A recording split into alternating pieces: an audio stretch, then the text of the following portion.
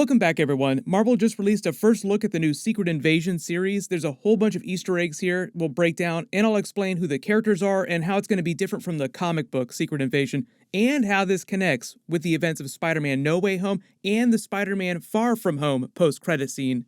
I will be doing full episode videos for it when it releases next year, so be sure to subscribe to get everything. Real quick shout out to my friends at Raid Shadow Legends who asked to sponsor this video. If you have no idea what I'm talking about, there's a tiny, super small hidden gem of a mobile game. You may not have heard of it, called Raid Shadow Legends. Just a little hidden gem, a free hidden gem. To start off, Raid's releasing a bunch of awesome new champions along with a brand new Faction Wars crypt for the Shadowkin. On top of that, there's a ton of New Year's events and tournaments, including a special fusion event where you can get one of Raid's newest legendary champions. Recently, Raid has released its biggest, baddest, scariest boss yet, the Hydra. Each of the different heads has a different mechanic to it, and the whole battle is like a crazy tactical puzzle box, always revealing new challenges in the middle of a fight. It's supposed to be one of the toughest fights in the game, but it's absolutely worth it because you can get some of the best artifacts from this boss.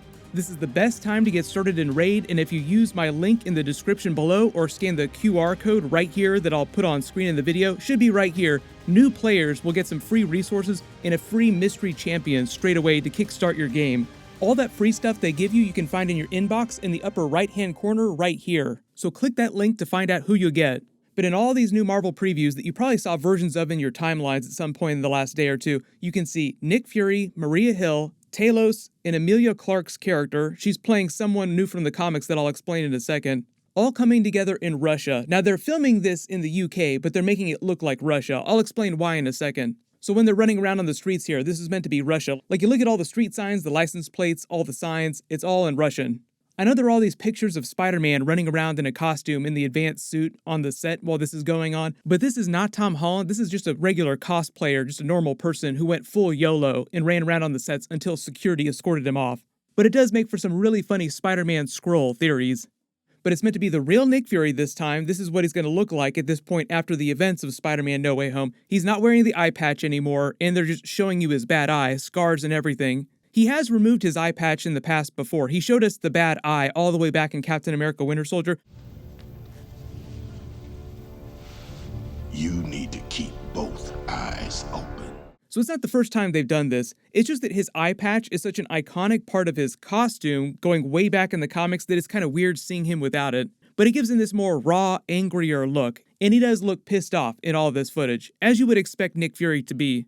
Talos is also in his human form, Ben Mendelsohn obviously, like we saw during the Captain Marvel movie. Maria Hill looks like she just got into a fight, has a few extra city miles on her, but she's back. It is not meant to be Talos' wife pretending to be her or anything. It really is the real version of Maria Hill. You also have to assume that if it was Talos' wife during the Spider-Man Far From Home post-credit scene, the real Maria Hill was probably also on that Skrull space station with the real Nick Fury. And as you all probably have guessed from Emilia Clarke's green and pink looking shirt she's wearing under her jacket, it's a bit of a subtle reference to the comic book character that she's playing. Her character description just calls her a confident spy with some powers and attitude that can get in and out of situations with ease, and she's well trained and intelligent. The current best theory right now, and a lot of you probably had this theory after they first announced she was joining the series, is that she's playing the MCU version of Abigail Brand, who is from the X-Men comics and was the former head of SWORD, which we just saw in the WandaVision series for the first time. They're like the MCU space version of S.H.I.E.L.D., who's mostly tasked with protecting Earth from threats from outer space. Now, they did something different with them during the WandaVision series. They kind of made SWORD seem like the villains, but they're not really a villainous organization. It's kind of like Hydra taking over S.H.I.E.L.D. S.H.I.E.L.D. itself was not evil. It was just that people inside S.H.I.E.L.D. were evil and using it for bad things. So even though Tyler Hayward created White Vision during the WandaVision series inside SWORD, that doesn't mean the entire organization has now been thrown in the garbage. When Emilia Clarke's character description says she'll have powers that will help her get in and out of situations with ease, Abigail Brand's powers in the comics are tactile pyrokinesis. She can generate flames from her hands that are hot enough to burn through metal, and she has a tongue that can shape alien languages on the fly. Which is what I think they really mean when they say getting herself into and out of trouble. She could pass as either a Kree or a Skrull in human form. She could speak their languages fluently, whereas Nick Fury and Maria Hill can't. I'll explain the Kree part in a second too, because I believe they're also going to be using the Secret Invasion series to pay off another really big Spider-Man Far From Home Easter egg that we haven't heard about since then. I thought Kree having sleeper cells was top secret information. Nick. Because Secret Invasion was this huge Avengers crossover event, I know a lot of you are asking about them doing Skrull versions of other Avengers characters. They might have some jokes and references to Skrulls impersonating other Avengers in various points, but Kevin Feige said this was going to be more of a political thriller series than a full-blown adventure series like the comic book. We're interested in the paranoia, political paranoia aspect of Secret Invasion, and of course it will tie into other things and the Skrulls in ways you haven't seen before. So we're probably not going to see Skrull versions of all the Avengers fighting together in a huge battle or anything. And in all this footage here, like I said, they're filming scenes in the UK as if it were Russia, and I believe it's meant to be Moscow. This big celebration that they're putting up here, all these Russian signs are saying that it's National Unity Day, which is a real holiday in Russia. It's the date they used to commemorate the end of the Polish-Russian War in the early 1600s when they expelled the last of the forces out of the country. The end of the period that they call the Time of Troubles, when Moscow had been occupied by enemy forces for a long period. So the irony here is that they're in Moscow and it is still occupied after Avengers Endgame in present day while they're celebrating. It's just that it's a group of alien infiltrators occupying the city as well as other pockets of them all over the earth. But the big twist here, and the Easter egg that I'm talking about from Spider-Man Far From Home, is that I do not think that it's the Skrulls who are the villains of Secret Invasion, even though that is the comic book story. I think they're actually paying off the Spider-Man Far From Home Easter egg about the Kree sleeper cells. Obviously, it was Talos and his wife pretending to be Nick Fury and Maria Hill when they were talking about the secret of the Kree sleeper cells, but clearly at this point in the timeline, 8 months after Avengers Endgame, it's a big problem they're dealing with, and it also probably explains why Nick Fury was with the Kree on their space station.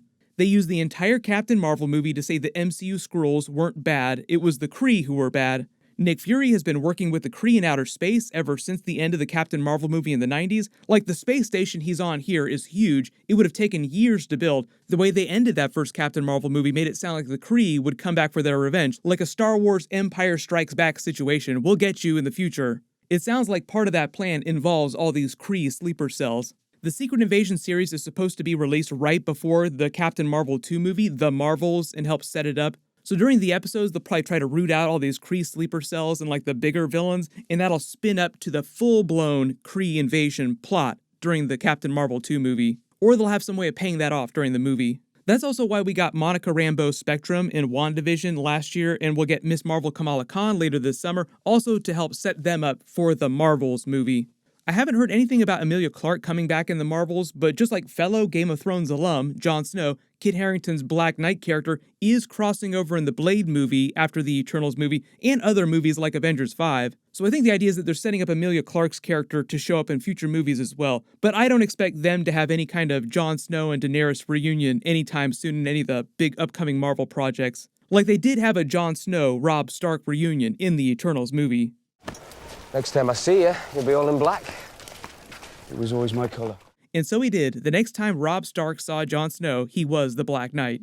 Talking about the Spider-Man No Way Home connections and Easter eggs, so during the events of Spider-Man No Way Home, when Spider-Man gets arrested by Damage Control and they're grilling him about Mysterio, Iron Man's Stark Tech drones, Peter yells at them to just contact Nick Fury. He was there for everything. He saw it all. He can tell you what happened, and that Mysterio was responsible for all of this.